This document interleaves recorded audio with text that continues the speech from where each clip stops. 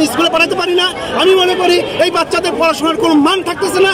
আমি চাই এই সরকার অবিলম্বে এই মুহূর্তে এক দফা মেনে নিয়ে পদত্যাগ করা উচিত। সমস্যা নাই, এই সরকার থাকলে আমাদের কোনো কিছুই হবে না, তাই আমরা চাই সরকার পদত্যাগ।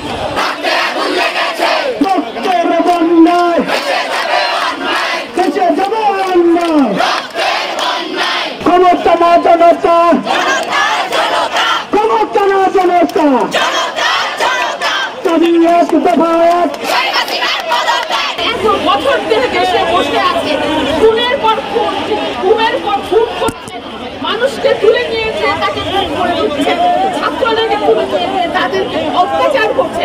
তার এই অত্যাচার উচিত ছিল না করা। তিনি তো সরকার, তিনি দেশের শান্তি করবে, আর যে দেশের শান্তি রক্ষা করবে তাদেরকে লাগাই দিয়েছে।